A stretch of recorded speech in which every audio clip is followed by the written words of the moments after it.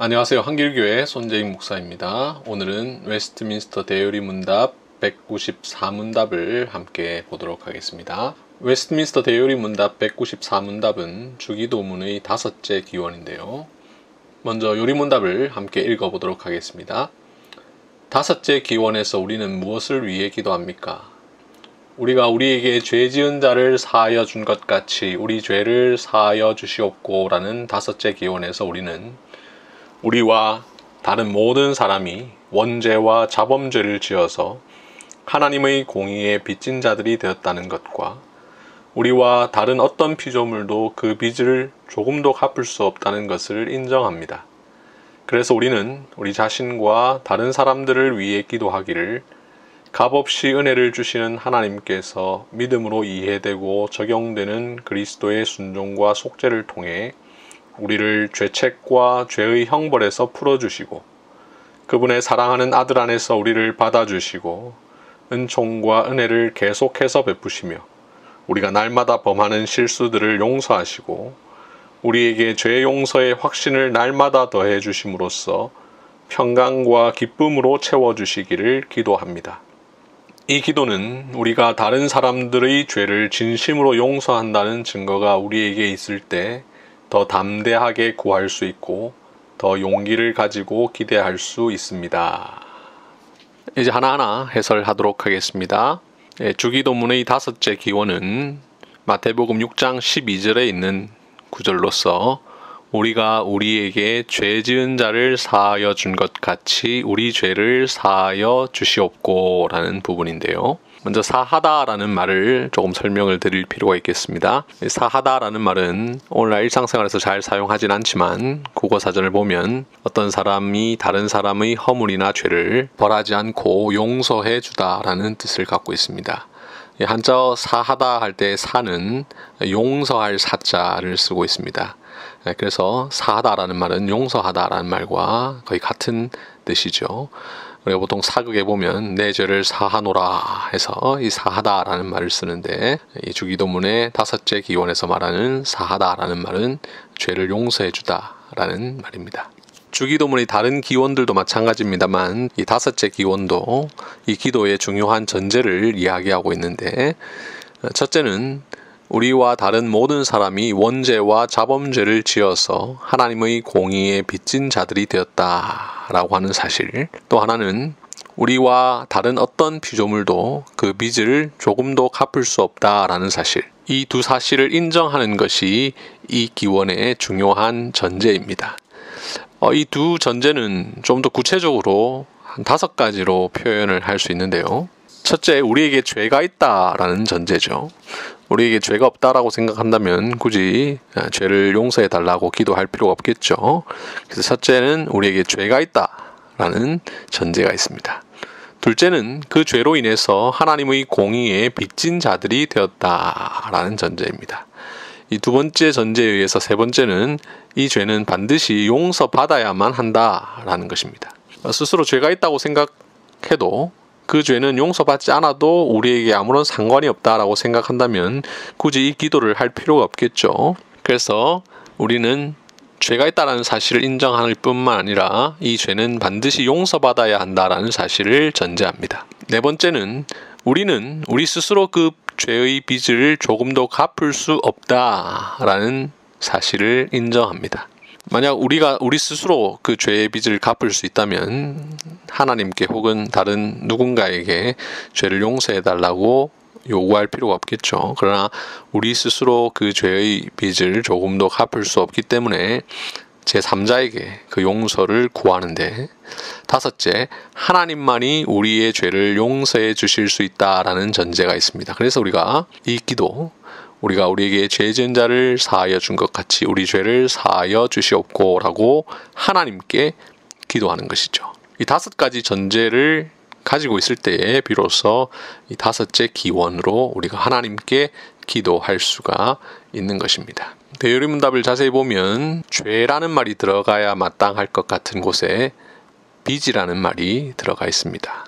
하나님의 공의에 빚진 자들을, 우리와 다른 어떤 피조물도 그 빚을 조금도 갚을 수 없다라고 해두었죠. 그리고 이 다섯째 기원의 내용을 쭉 서술하면서 우리가 우리에게 죄 지은 자를 debtors, 그리고 우리 죄를이라고 할 때 debts라고 해두었죠.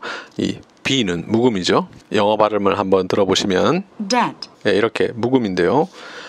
죄라는 말을 빚이라고 표현을 했고 다섯째 기원을 번역하면서 죄 지은 자라는 말에 영어를 표시를 해두었는데 이렇게 해둔 이유는 다섯째 기원에서 죄라고 번역된 말이 원래 debt, 즉 돈을 빌려서 안 갚은 그런 빚의 의미가 있기 때문입니다. 우리 한글 성경에 보면 죄 지은 자를 사하여 준 것 같이 라고 해두고 이 난외주라는 것이 달려 있는데요. hell, 빚진 자를 탕감하여 준 것 같이 우리의 빚도 탕감하여 주시옵고 라고 되어 있죠. 원래 헬라어로는 이렇게 번역하는 것이 맞는데 우리 개역 개정과 개역 한글은 의역을 해서 죄 지은 자를 사하여 준 것 같이 우리 죄를 사하여 주시옵고 라고 해두었습니다. 영어 성경의 경우에는 원어 그대로 표시를 해두었습니다. Forgive us our debts as we also have forgiven our debtors. 이렇게 해두었죠. 그래서 죄는 빚이라고 할 수 있는데요. 자, 왜 죄를 빚이라고 표현할까? 성경에서 죄는 일종의 빚으로 표현되기 때문입니다. 여기에서의 빚은 상업적 의미의 빚이 아니라 하나님의 법에 부족하거나 그것을 범한 대가로 하나님의 공의에 따라 마땅히 형벌로 지불되어야 하는 빚입니다. 성경이 기록되던 당시에는 빚을 갚지 못하면 옥에 갇히든지 채권자의 노예가 되는 것이 관례였는데 우리의 죄는 하나님으로부터 마땅히 형벌을 받아야 할 그러한 빚이라 할 수 있죠. 거꾸로 이렇게 생각할 수 있습니다. 죄 용서란 빚을 탕감하는 것과 같죠. 죄의 빚을 갚는 것이 우리가 대속이라고 합니다. 예수님께서 우리의 죄를 대속해 주셨다. 혹은 이것을 속상해 주셨다. 이렇게 이야기하기도 하는데 그 이유는 우리의 죄라는 것은 빚과 같은 의미가 있기 때문입니다. 마태복음 20장 28절에 보면 인자가 온 것은 섬김을 받으려 함이 아니라 도리어 섬기려 하고 자기 목숨을 많은 사람의 대속물로 주려 함이라 라고 말씀을 하는데요. 여기에서의 대속물이라는 표현은 빚과 탕감의 의미를 갖고 있습니다. 대속물은 속전이라는 뜻이고요. 속전을 의미하는 명사 헬라어 루트노는 고전 헬라어에서 노예나 죄수를 풀어주기 위해 지불된 돈, 즉 몸값을 뜻하는 말로 널리 쓰였습니다. 죄가 곧 빚에 해당한다라는 사실은 예수님께서 십자가 위에서 죽으실 때 하셨던 말씀을 통해서도 우리가 알 수 있는데요. 예수님께서 십자가 위에서 하셨던 말씀을 가상칠언이라고 하죠. 그 중에 6번째 해당하는 말씀이 다 이루었다라는 말이죠. 근데 그 말의 원어가 헬라어로 보면 테텔레스타이라는 말인데 그 뜻이 다 갚았다라는 의미가 있습니다. 여러분들 중에 혹 전도 폭발 훈련을 받아보신 분들은 아실 텐데요. 그 전도 폭발 훈련에서 암송해야 되는 내용을 보면 이 테텔레스타이라는 말이 다 갚았다라는 뜻이 있다라는 것을 설명하는 내용이 있습니다. 이 외에도 성경에서 주로 사용되는 표현 중에 하나인 구속이라는 말 역시 속전을 내고 건져낸다라는 뜻을 담고 있고 구속이라는 영어 단어 리뎀션은 도로 사다, 다시 사들이다라는 뜻의 라틴어 레디메레에서 유래했다고 합니다. 그래서 죄는 빚에 해당한다라는 것을 알 수 있죠.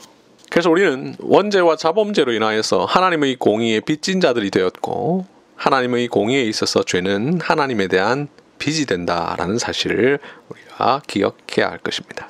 자, 그런데 우리는 우리 스스로 죄의 빚을 갚을 수가 없죠. 앞서 이 기도의 전제에 대해서 말씀을 드릴 때 말씀드렸습니다만 우리는 우리 스스로 그 빚을 조금도 갚을 수가 없습니다. 오늘부터 우리가 당장 완전한 삶을 사는 것이 불가능하지만 만약 그렇다 하더라도 그것이 지나간 죄, 어제까지의 죄를 무효로 만들 수는 없죠.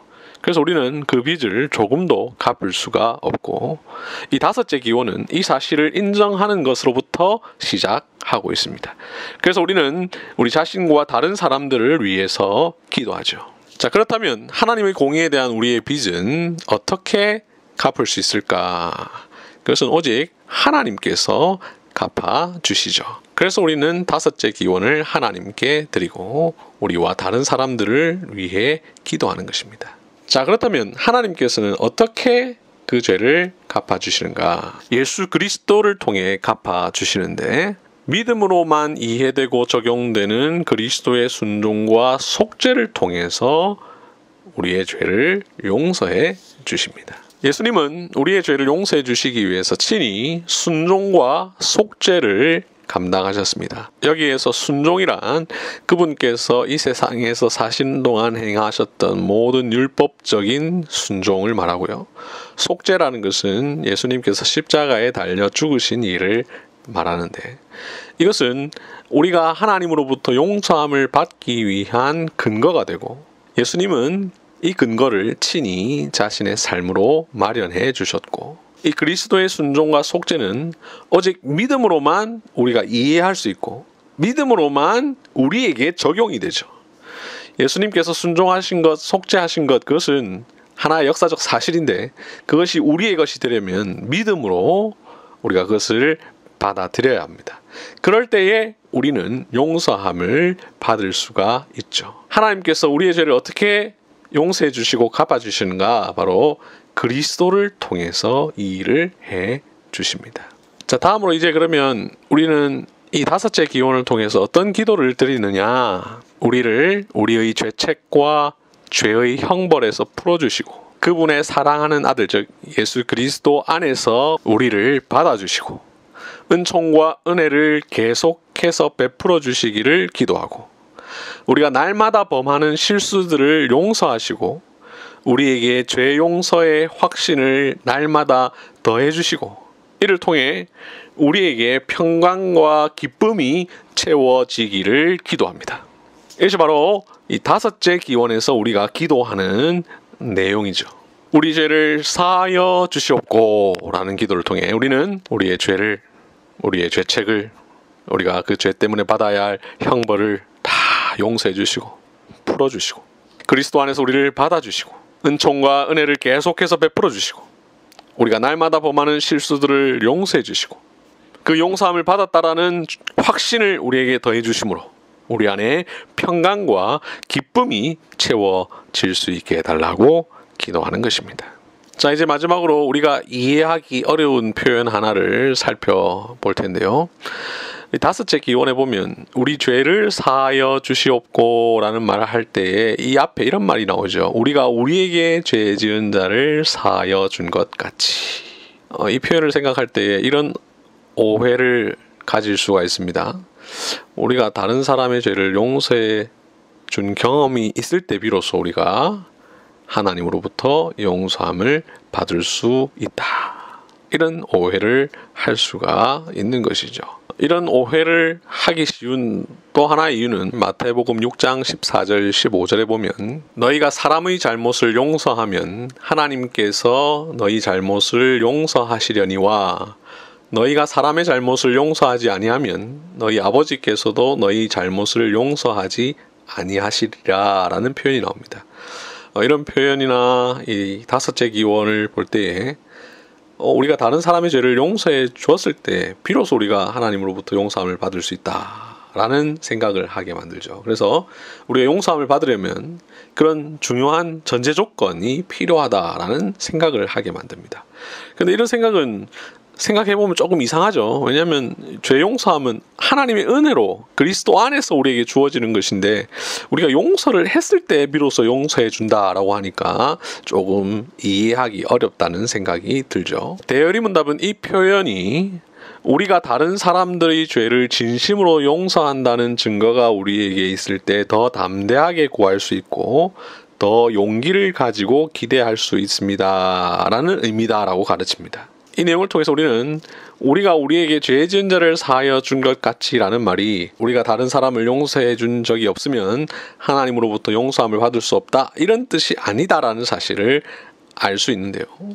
자, 이게 무슨 의미인가 좀 더 구체적으로 알아보기 위해서 우리는 이 가치라는 말의 의미를 생각해 볼 필요가 있습니다. 우리가 우리에게 죄 지은 자를 사하여 준 것 가치라고 할 때 그 가치, 이 가치는 무엇 때문에라는 의미가 아니라 무엇 하는 것처럼이라는 뜻으로 단순한 비교입니다. 그래서 하나님께서 죄를 용서해 주신 것을 경험한 사람이라면 다른 죄 지은 자를 용서해 준 경험이 있다는 뜻으로 해석할 수 있습니다. 좀 더 설명을 드리면 다른 사람을 용서하는 것은 하나님이 나의 죄를 용서하신 사실에 대한 체험을 전제합니다.